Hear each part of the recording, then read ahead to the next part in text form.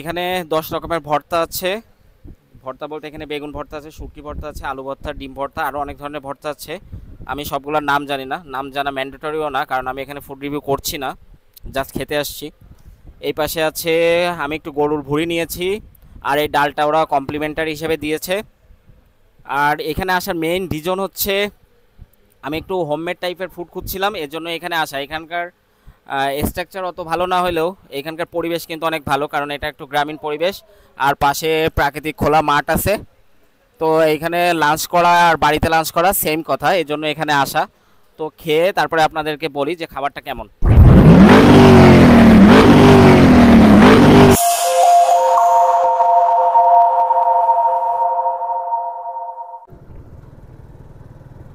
Hello everyone, assalamu alaikum. Hope you are doing well. This is me, Rakib Hassan Joy, and welcome back to my another new video.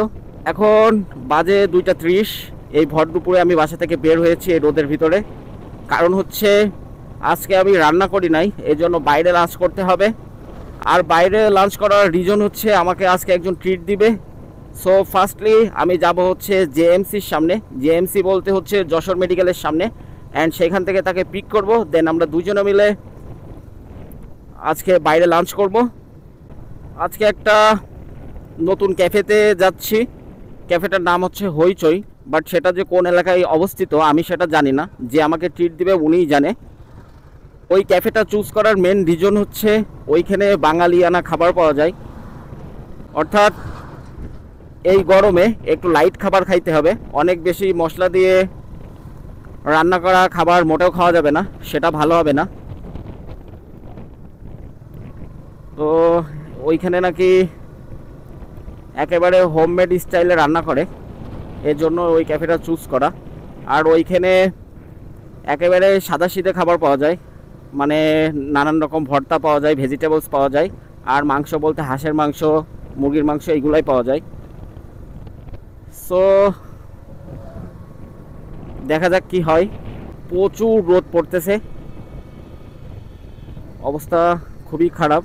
এর ভিতরেও রিক্সাওয়ালা মামারা তাদের জীবিকা নির্বাহ করার জন্য রিক্সা চালাচ্ছে, তাদের কিন্তু অনেক কষ্ট হচ্ছে। আমরা তো বাসা থেকে বের হতেই চাচ্ছি না, কারণ একেবারে গা হাত পা জ্বলে যাচ্ছে রোদে। বাট যারা দিন মজুর আছে, নির্মাণ শ্রমিক আছে, রিক্সাওয়ালা আছে, ভ্যানওয়ালা আছে, ইজি বাইকওয়ালা আছে, তাদের কিন্তু অনেক কষ্ট হচ্ছে। তো আল্লাহ সবার জন্য এই কষ্টটা সহায় করে দিক, সবার সহ্য করার ক্ষমতা তৈরি করে দিক। কি আর বলবো। আমি বাইক চালাচ্ছি, তবুও আমার গা হাত পা পুড়ে যাচ্ছে, আর বাতাস মনে হচ্ছে একটা গরম বাতাস আসতেছে। তো এই হলো অবস্থা। কবে যে বৃষ্টি হবে আর কবে একটু আবহাওয়া স্বাভাবিক হবে আল্লাহই ভালো জানেন। যেতে যেতে আপনাদের কিছু কথা বলতে চাই, যেটা হচ্ছে আমি তো আগে আমার আইডিতে ভিডিও আপলোড দিতাম এবং সেখানে 3-4 হাজার করে ভিউ আসতো। বাট আমি পেজে শিফট হয়েছি, আর পেজে শিফট হওয়ার পরে আমার ভিউ একদমই আসতেছে না। তো আপনারা একটু বেশি বেশি সাপোর্ট করবেন। আপনারা আমার পোস্টটা, আমার ভিডিওগুলো একটু শেয়ার দিবেন। শেয়ার দিতে তো আর পয়সা খরচ হয় না, তো একটা শেয়ার তো দিতেই পারেন। আর একটু বেশি বেশি রিঅ্যাক্ট করবেন, যাতে আমার পেজটা তাড়াতাড়ি রিচ হয় এবং এঙ্গেজও বাড়ে। এটা হচ্ছে আপনাদের কাছে আমার ছোট ভাই অথবা বড় ভাই অথবা বন্ধু হিসেবে একটা রিকোয়েস্ট। অবশ্যই আপনারা রিকোয়েস্টটা রাখবেন।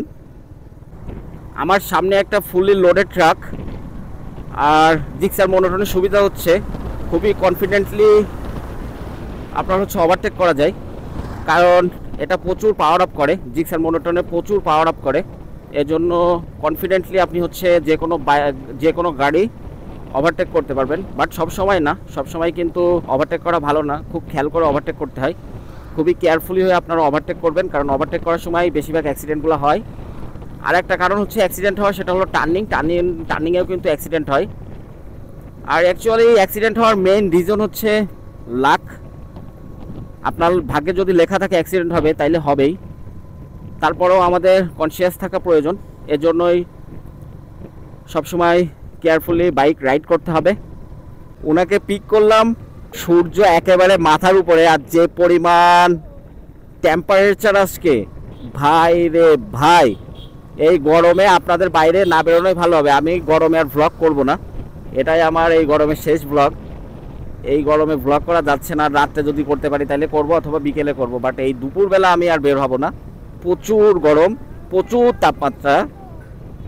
বলতে না বলতেই আমরা চলে আসছি এমন একটা জায়গায় আসছি, বাইক পার্কিং করারও জায়গা নাই, কোনো স্পেস নাই। আগে জানলে আসতাম না। তো যাই হোক, চলে যখন আসছি দেখি কি অবস্থা। কারণ কথায় আছে, ডোন্ট জাজ a book by its cover. So জায়গা দেখেই খাবারের মান বিচার করা ঠিক হবে না, আগে খেয়ে দেখি কি অবস্থা।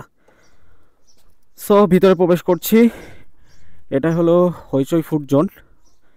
দেখা যাক তাদের ফুড কোয়ালিটি কেমন। এটা হচ্ছে আপনার একটা বাসার ভিতরে রেস্টুরেন্টটা। আর এই যে বসার প্লেস, এইখানে তো দেখলেই মনে হচ্ছে ঘুমাই পড়ি। চারিদিকে পুরা প্রাকৃতিক পরিবেশ। তো এইখানে বসে আজকে লাঞ্চটা করে ফেলি, দেখা যাক কি হয়। তো এইখানে 10 রকমের ভর্তা আছে। ভর্তা বলতে এখানে বেগুন ভর্তা আছে, শুটকি ভর্তা আছে, আলু ভর্তা, ডিম ভর্তা, আরও অনেক ধরনের ভর্তা আছে। আমি সবগুলোর নাম জানি না, নাম জানা ম্যান্ডেটরিও না, কারণ আমি এখানে ফুড রিভিউ করছি না, জাস্ট খেতে আসছি। এই পাশে আছে, আমি একটু গরুর ভুঁড়ি নিয়েছি, আর এই ডালটা ওরা কমপ্লিমেন্টারি হিসেবে দিয়েছে। আর এখানে আসার মেইন রিজন হচ্ছে আমি একটু হোমমেড টাইপের ফুড খুঁজছিলাম, এজন্য এখানে আসা। এখানকার স্ট্রাকচার অত ভালো না হলেও এখানকার পরিবেশ কিন্তু অনেক ভালো, কারণ এটা একটু গ্রামীণ পরিবেশ, আর পাশে প্রাকৃতিক খোলা মাঠ আছে। তো এইখানে লাঞ্চ করা আর বাড়িতে লাঞ্চ করা সেম কথা, এই জন্য এখানে আসা। তো খেয়ে তারপরে আপনাদেরকে বলি যে খাবারটা কেমন। খাওয়া দাওয়া শেষ করলাম। ক্যাফেটার কথা বলার তেমন কিছু নাই, কিন্তু তাদের খাবারের কথা বলতেই হয়। তাদের খাবারটা অনেক টেস্টি ছিল, বিশেষ করে ভর্তাগুলো তো জোশ ছিল, খুবই ভালো লেগেছে এবং মনে হয়েছে যেন বাসায় বসে খাচ্ছি। আমি যেহেতু গরুর ভুঁড়ি নিয়েছিলাম, ওটাও অনেক সুন্দর ছিল। এক কথায় অসাধারণ একটা খাবার উপভোগ করলাম। বাট ওদের ক্যাফের ডেকোরেশনটা, ইন্টেরিয়রটা অত ভালো না, জাস্ট কয়েকটা বেঞ্চ ওখানে রেখে দিয়েছে আর একটা বাসার উঠানে এটা করছে, বাট খুব সুন্দর বাতাস ছিল। সো এটাই সব মিলে অনেক ভালোই লাগছে। বাইরে আর থাকা যাবে না, এখনও অনেক রোদ রয়েছে আকাশে, তো বাসায় ফিরে যাচ্ছি।